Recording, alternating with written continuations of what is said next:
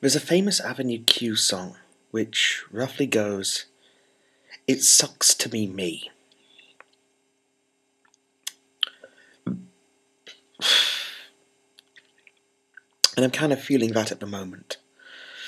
My week of I say bad luck, it really isn't that much to do with luck, it's far more to do with the world sucking. But my week of bad occurrences has continued into this week. I remember telling you all about how I was mugged. On Monday I was stung by a wasp while I slept. I woke up at 8 o'clock, stung on the sole of my left foot by a wasp, for no apparent reason, except that it crawled under my bed covers and decided to sting me when I moved in the night, if 8 o'clock can really be called the night. I'm sure my dad would then use that as a point to launch into some lecture about me being lazy and lying in all the time. But, be that as it may, it sucks to be me. I got my PS3 back on Monday. I say my PS3.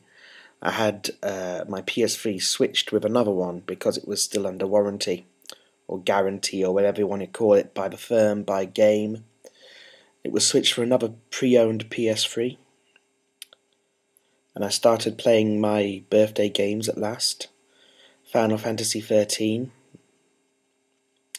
And today it died. I can't actually physically get it to start up. I get the free beeps and red flashing light of death every time I start up. In fact, it took me considerable research just to figure out how to get my Final Fantasy 13 discount. It involves switching it on while holding down the eject button. That is, switching it on at the back while holding down the eject button.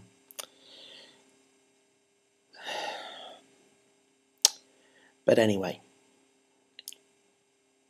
it sucks to be me. So, Monday was not the best day in the world. Tuesday was just a little bit exhausting after Monday, like Kabuto and all that jazz. Wednesday was nothing special. Thursday sucked quite a bit. Thursday I ran for Anime Soc Committee, for the Social Secretary. You may know, and some of you remember, few people now remember, but Anime Soc used to be this amazing place. We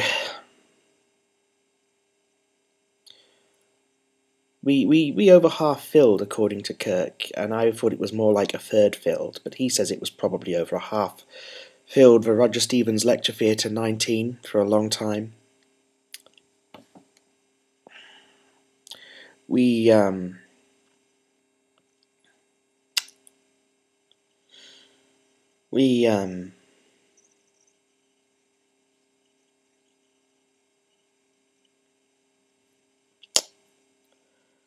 It was just this crazy, mad place where life was full of possibilities, where people were young and wild and free and adventurous, and where fantasy was not something that we poo-pooed, but something we embraced. It was a fantasy land, if you like. I mean, the entire point of a society is dedicated to a kind of the escapist fantasy that is anime. And the people I found there, the freshers I made friends with, were people who perhaps had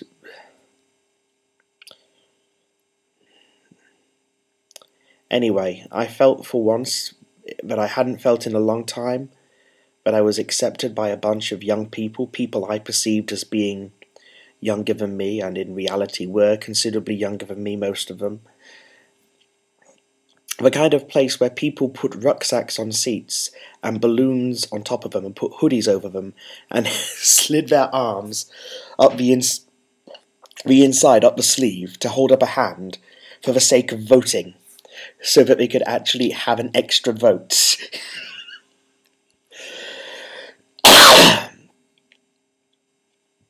The kind of place where we had cheeky conversations in the middle of it, and where conversations were so full of life, and where there was so much energy and activity.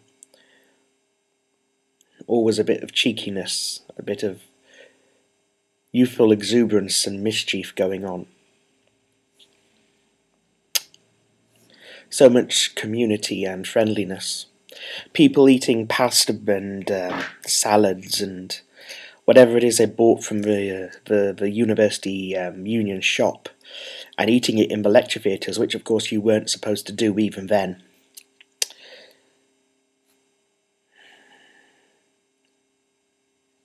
But it was perhaps more of an appetite for the bazaar than there was then, and I felt like I'd found maybe not a home, but something that could be a home, something that had the potential to welcome me in like a home.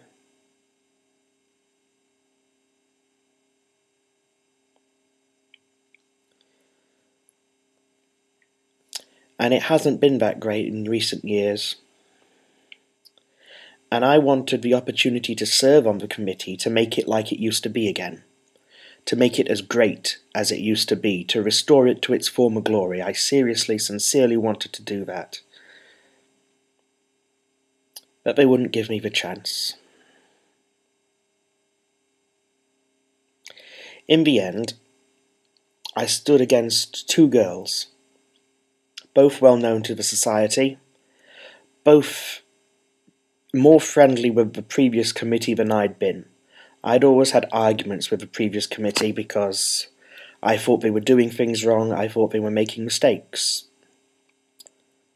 And there was always a bit of friction there.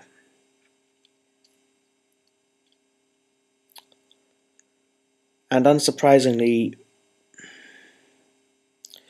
out of the two social secretary positions, and the three of us were standing for them as one group, the two that got voted in were these two girls, me being the only other third candidate.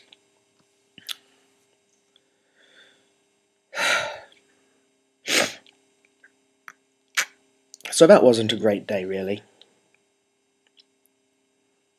Emma Bell, who was one of the first people to befriend me and the last of that group aside from Kirk to actually still hang around, well, she's not been seen in quite some time actually, and she isn't replying to most of my emails, or at least if she does, it's very, very short, to the point replies.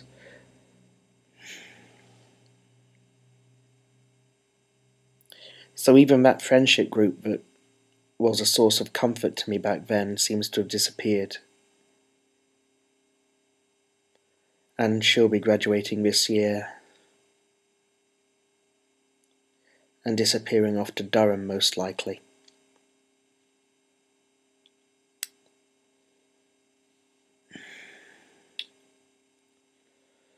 And on Friday, today we had the debate up at ALC. God bless you, Dave Niblock, but sometimes I feel handled by you, and I've been handled by too many leaders in the past to feel comfortable with it anymore, to stay silent about it anymore. Should I go and find you and confront you about it? I probably should. Better to say certain things and leave them silent, leave them unsaid.